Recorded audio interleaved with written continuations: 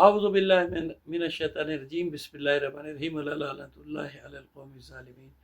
بڑے افسوس کے ساتھ ایک بات کہنی پڑ رہی ہے ہمیں کہ دنیا میں کہیں بھی ظلم ہوتا ہے ہم آواز اٹھاتے ہیں، بغیر مکتب، بغیر مذہب، بغیر صوبہ، بغیر زبان، ہر چیز کو نظر انداز کر کے ہم صرف یہ دیکھتے ہیں کہ مظلوم ہے۔ پنجابی مزدوروں کو مارا جاتا ہے، بیچاروں کو، بے گناہوں کو، ہم ان کے خلاف، ان کے لیے، ان کی حمایت میں آواز اٹھاتے ہیں۔ بلوچوں پر ظلم کیا جاتا ہے، ہم آواز اٹھاتے ہیں۔ ابھی ان کی خواتین کی توہین کی گئی، ہم نے آواز اٹھائی۔ لیکن انتہائی افسوس کی بات ہے، انتہائی دکھ کی بات ہے کہ زائرین کو راستے میں روک روک کے شناختی کارڈ دیکھ کے بالکل اسی طرح مارا جاتا ہے اور ہمارے لیے کوئی بولنے والا نہیں ہوتا۔ یہ کون سا درنگی ہے؟ اس کا مطلب یہ نہیں کہ ہم رک جائیں گے، ہم مظلوم کی حمایت کرتے رہیں گے، لیکن خدا را ایسا تو نہ کیجیے کہ پارا چنار سے لے کر یہاں تک ہم پر اتنے مظالم ہو رہے ہیں۔ کسی سیاسی پارٹی کو شعور ہے کہ وہ ہماری حمایت میں بات کرے؟ کسی کے پاس شعور ہے کہ ہمارا ساتھ دے؟ شناختی کارڈ دیکھ دیکھ کہ بالکل اسی طرح ان زائرین کو بھی مارا گیا ہے۔ ہم سب کی حمایت کرتے ہیں، دنیا بھر کے مظلوموں کی حمایت کرتے ہیں، لیکن ہمارے ساتھ کھڑے ہونے کے لیے کتنے تحفظات ہیں لوگوں کے۔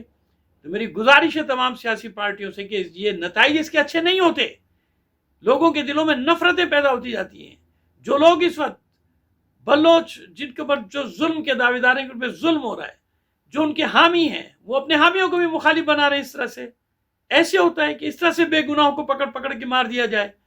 لہٰذا میری گزارش ہے تمام مذہبی اور سیاسی تنظیموں کے ساتھ کہ یہ دوغلی پالیسی نہ چلائیں، دوغلی پالیسی نہ چلائیں۔ ہم مظلوم کی حمایت کرتے وقت ہم کچھ بھی نہیں دیکھتے، ہم اس کا مذہب نہیں دیکھتے، ہم ہندو نہیں دیکھتے، ہم عیسائی نہیں دیکھتے، ہم کچھ نہیں دیکھتے، ہم یہ دیکھتے کہ بے گناہوں کو مارا جا رہا ہے۔ لہٰذا مجھے امید ہے کہ ساری سیاسی پارٹیاں، ہر دفعہ میں یہی کہتا ہوں کہ مجھے امید ہے، لیکن کوئی بولنے کے لیے کھڑا نہیں ہوتا۔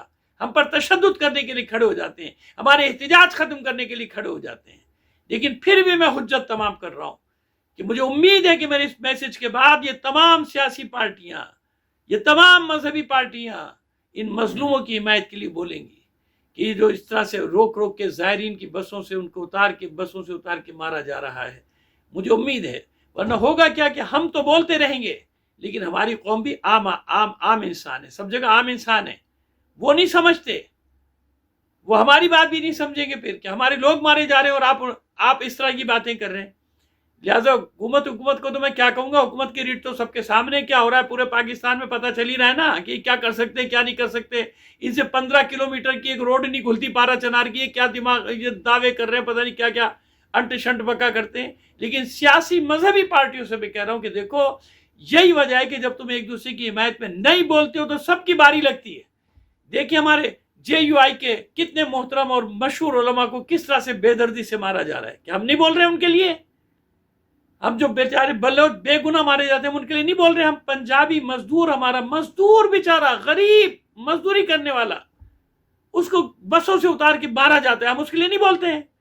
لیکن انتہائی افسوس کا مقام ہے کہ جب ہم پر بات آتی ہے تو سب کی مصلحتیں آڑے آ جاتی ہیں۔ ایسے نہیں چلے گا، ہم بولتے رہیں گے لیکن ہماری قوم میں احساس محرومی کا شکار پیدا ہوگا۔